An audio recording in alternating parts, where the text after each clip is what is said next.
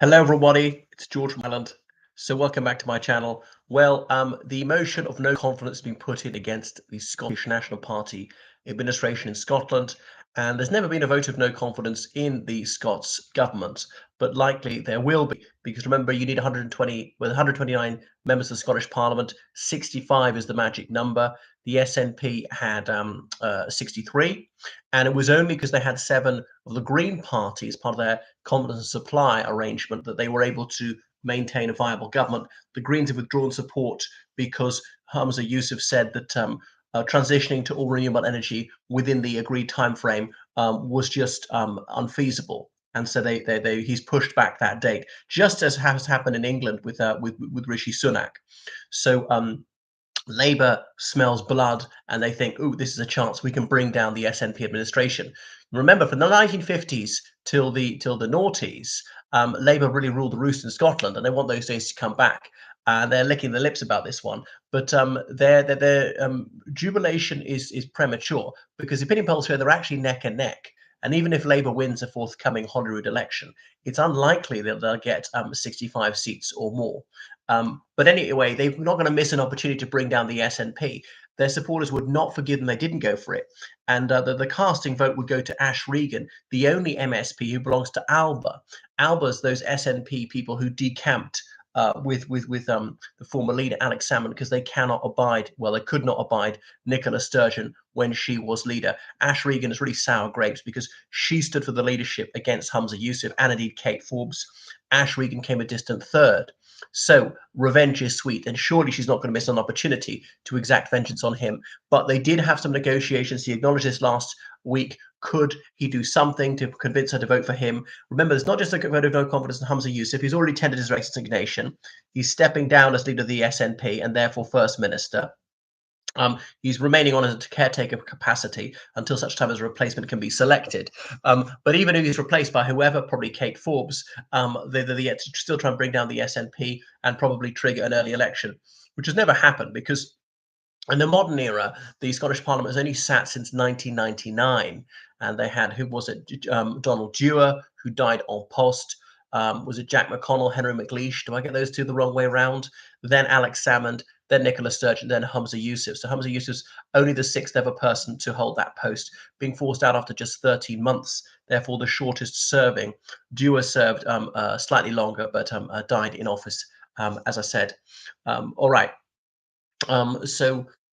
Anyway, Anas Sarwar, he's the leader of the Labour Party in North Britain, and he's hoping to come in as First Minister.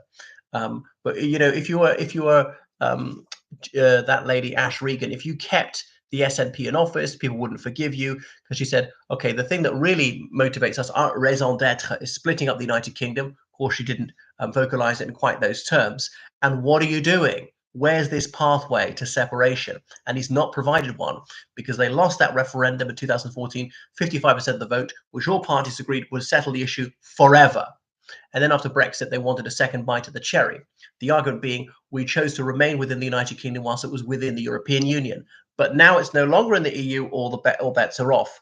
And Westminster says, no, that was unconditional forever.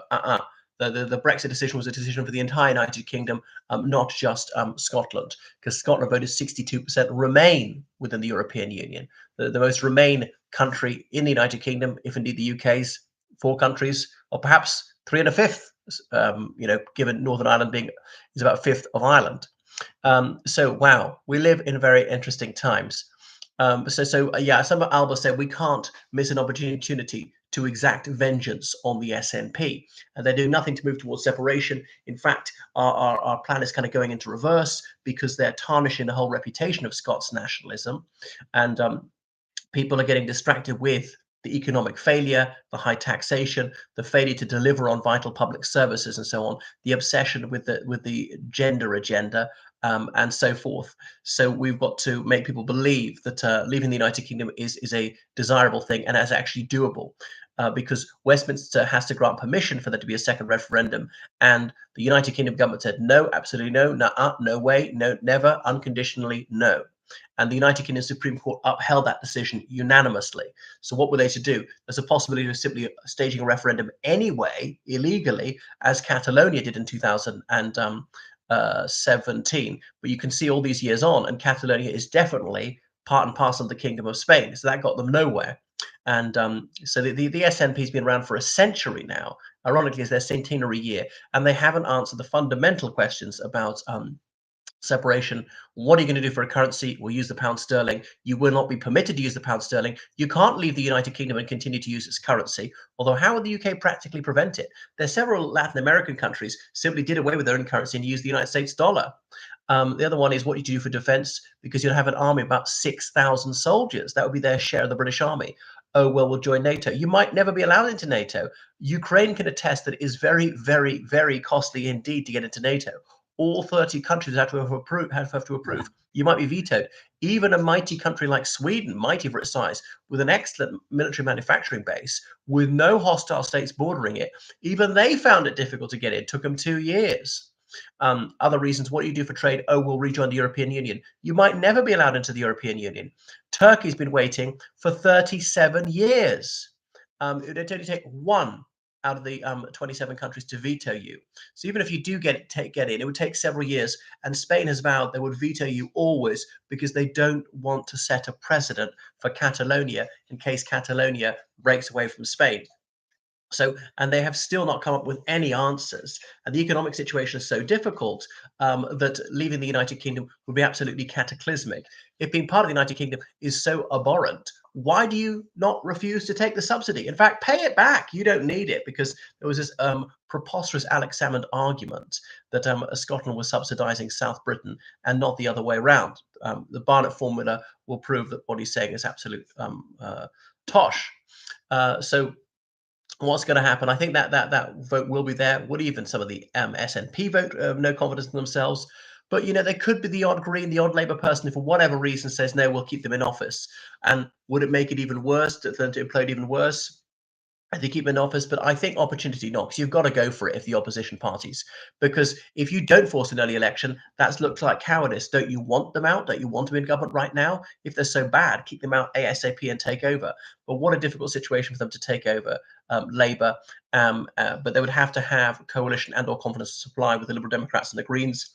Remember, for the first 8 years of devolution, it was Labour and the Liberal Democrats had a coalition, and that was fairly successful. They lost only very narrowly in 2007. Subsequently, the SNP became quite popular, become less popular, and it's leached away. But there's a certain level below which the SNP will never go. They're still far stronger than they used to be in the 90s, for example.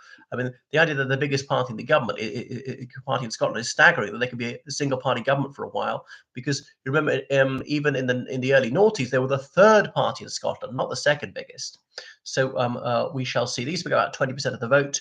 They were up to 50% of the vote in that Westminster election in 2015. Ironically, the year after they lost that referendum. I know the referendum wasn't strictly party political, and the Greens took the SNP side. You could be a Labour voter who voted to break up the UK. Some people voted SNP because of other policies. They liked the individual candidate, but still wanted to remain within the union. Yeah, we shall see. And then leadership candidates. John Sweeney, who was their unsuccessful leader from 2000 2004, trying to come back as a national convener, i.e. leader of the SNP. The obvious candidate is Kate Forbes, who was the runner-up last time. And Ash Regan rused the day she left the SNP, because she'd have a very good chance of being leader had she stayed.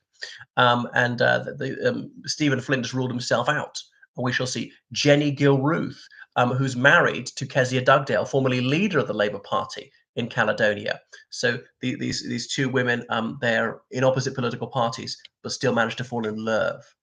Thank you for watching the channel. Make sure you subscribe on Patreon, donate on PayPal. Goodbye.